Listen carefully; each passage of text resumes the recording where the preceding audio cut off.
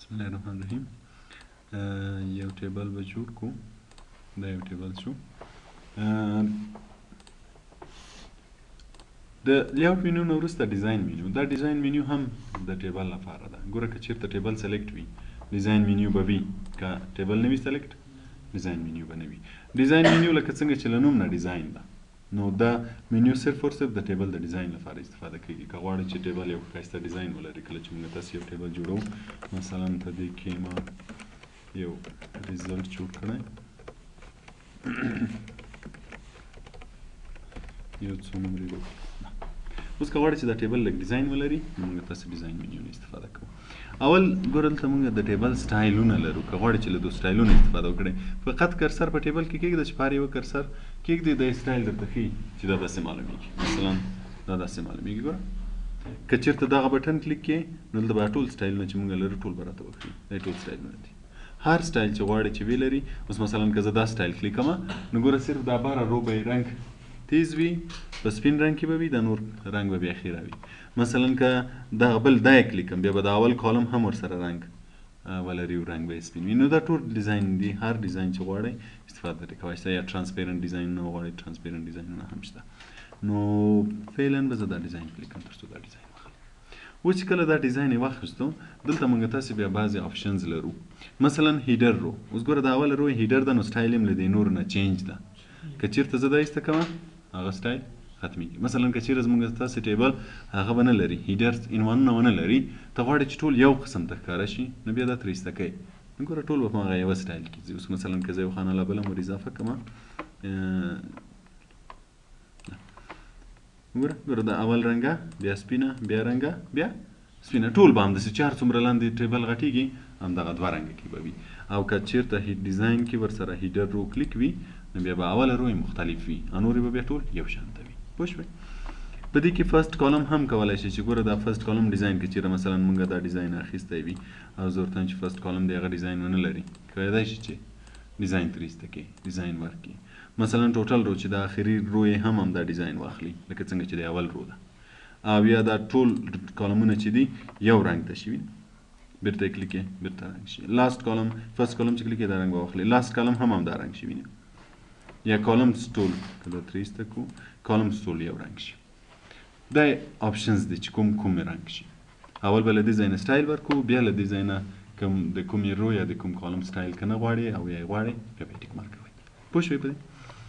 بل شیډینګ لرو. شیډینګ موږ تاسې اوله ورځ په هوم کې هم وویل، هوم منیو کې چې کله غواړو د یو ټیبل یا د یو خط بیکګراوند چینج کړو. اوس مثلا زه د دغه رو بیکګراوند چینجوم، کلیک کوئ، د دې ځای نه رنګ کلیک کوئ، هر رنګ چې کلیک کوئ هغه هماغه رنګ اخلي.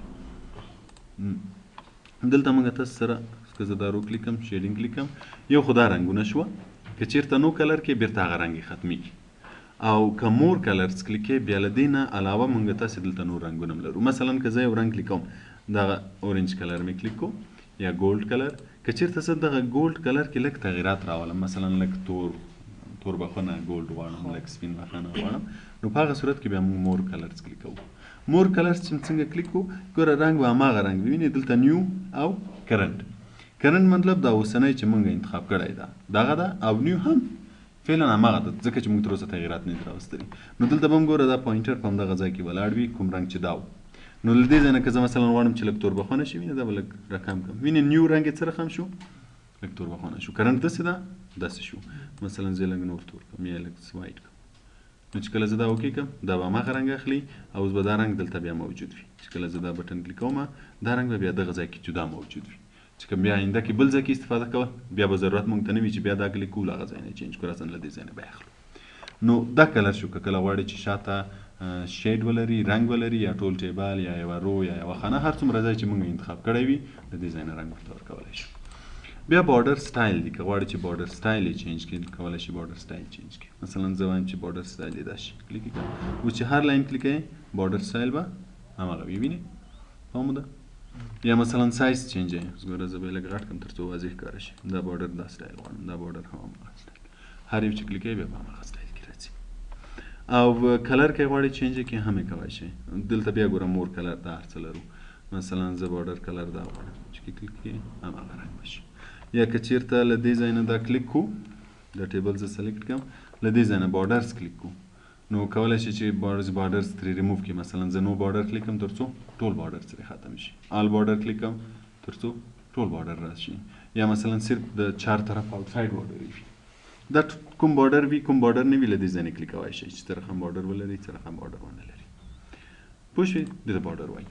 او بل د بارډر پرنټر په دې باندې هم کولی شي چې بارډر جوړ کړي. مثلا دا لاین یې جوړ کړي، دا چې د دې ځای د هر ډیزاین کلیک کړی وي هماغه جوړولی شي.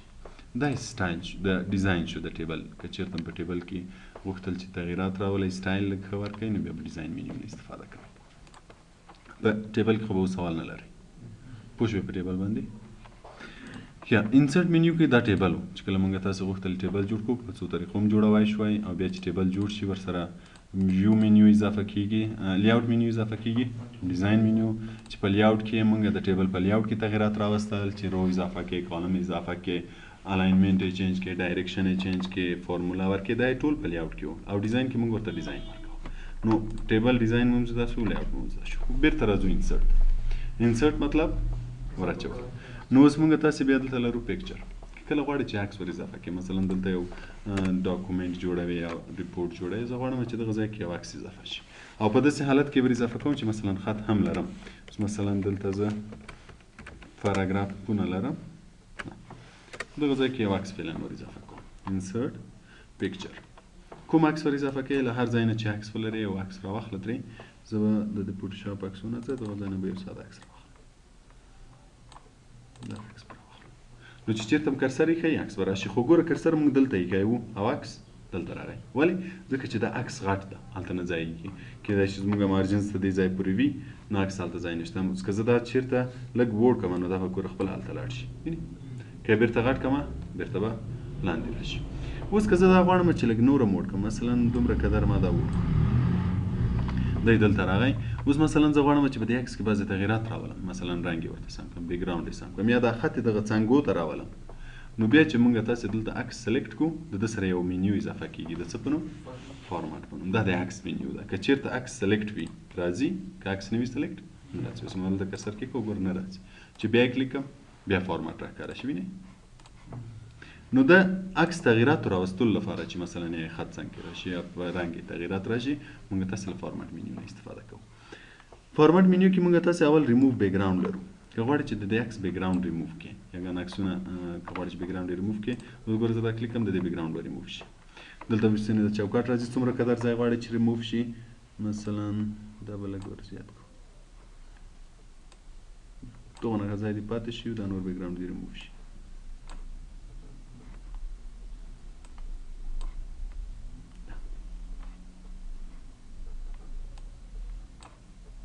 دغونه ځای دې پاتې شي. مثلا اوس ګوره که زه کیپ چینجز کلیک کړم نو همغومره ځای به پاتې شي، نور به پاک شي. دا بیکګراونډ ریموو شو. کله غواړئ چې بیکګراونډ کې بعضې تغییرات راولئ، بعضې ځایونه ریموو کړئ، ریموو کولی شي.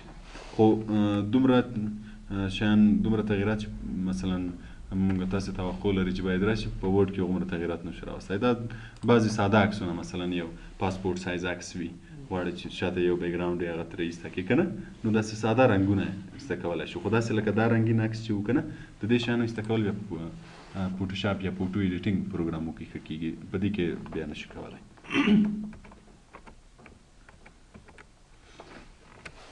په ریموو بیکګراونډ پوه شوئ. زیاتره پاسپورټ سایز عکسونه چې یو څوک مثلا راپور کې اچوي که نه، بیکګراونډ یې یو رنګ وي یا حداقل 2-3 رنګه وي که نه، چې څومره یې رنګونه کم وي هغومره یې په دې کې ښه ریموو کولی شي. او که چېرته ډېر زیات وي لکه دا چې و، بیا په ورډ کې نشي کېدلی. هغه کومه تمه چې بیا تاسې لرئ هغه بیا نشي کېدلی. نو په فوټو ایډیټینګ بیا ښه کېدای شي. بل دلته کریکشن لرو. که غواړئ چې عکس مثلا رنګ یګان وخت چې موږ عکس اخلو لږ تور راشي که نه، یا مثلا عکس اخلو رڼا ته ډېر سپین راشي، نو له دې ځای نه بیا جوړولی شو. دلته موږ تاسې برایټنس او کانټراسټ لرو. مثلا که یو عکس غواړئ چې لږ سپین غوندې ښکاره شي، وینئ، روښانه، یا لږ تور غوندې ښکاره شي. دا ټول حالتونه دي چې هر حالت کې غواړئ هماغه حالت کې کولی شي. بعضې عکسونه که لږ تور وي، مثلا زه فوټوشاپ نه به یو فوټوشاپ له عکسونه چې موږ فوټوشاپ کې کار ورباندې کوو، له هغو نه یو عکس راولم. استاد زمونږ په ورډ پروګرام کې فرنټ پروګرام خلاصولی شو چې عکس سلیکټ کړو او کومه هم چې پکار یې ترې واخلو نور. دا عکس ګوره، مثلا یو عکس دې اخیستی لږ تور راغی. که غواړئ چې لږ سپین غوندې ښکاره شي له دې ځای نه اوس ګوره مخکې تور و اوس سپین شو نو بعضې کرکشنونه دلته موږ تاسې کولی شو که غواړو چې عکس کې لږ تغیرات راولو له دې ځای نه رنګ سمولی شو دلته نور مختلف رنګونه ورکولی شي اوس مثلا زه دا رنګ ورکوم یا دا رنګ ورکوم هر رنګ هر ډیزاین چې کلیک کوئ عکس به هماغه رنګ اخلي او بعضې افیکټس هم همیشه ډیزاینونو ته وایي که غواړئ چې بعضې ډیزاینونه نور ولري افیکټس ولري مثلا یا دا ټول ډیزاین دی که غواړئ چې له دو ډیزاینونه یې ورته ورکړئ هم یې کولی شي مثلا دا ډیزاین ورته ورکړئ دې ته آرټیسټیک افیکټس وایي آرټ رسامي غوندې شکل ته وایي نو دلته د رسامي غوندې افیکټس دي که غواړئ چې له دونه کوم یې ورباندې اپلای کړئ ورباندې اپلای کولی شي بل په دې ځای کې موږ تاسې کمپریس لرو که غواړئ چې یو عکس کمپریس کړئ مثلا موږ تاسې چې په څومره ښې کامرې باندې چې ریزولوشن یې څومره ښه وي په هغه باندې چې عکس اخلو سایز یې زیات راځي مثلا یو عکس که موږ های ریزولوشن واخلو امکان لري چې سایز یې 6 MB راشي 7 MB راشي که نه د MB په حساب یې سایز زیات راشي نو که چېرته داسې های ریزولوشن عکسونه موږ راخلو ورډ کې اچوو مثلا یو راپور جوړوو په هغه کې اچوو نو بیا چې دا ورډ فایل موږ سیف کړو د سایز زیات راځي مثلا په ایمیل کې غواړئ چې یو چاته یې واستوئ خو د سایز زیاته په ایمیل کې نشي استولی ولې نشي استولی چې موږ تاسې دلته عکسونه داسې عکسونه ور اچولي چې د هغه سایز غټ ده نو بیا په هغه صورت کې موږ له چیز نه استفاده کوو له کمپریس پکچر نه استفاده کوو مثلا دا عکس ما ور اچولی دا به زه په ډیسکټاپ باندې سیف کړم د ورډ پکچر سیو به کړم اوس که زه دا کلوز کړم او دلته یې سایز وګورم ورډ پکچر چیرته سیو شو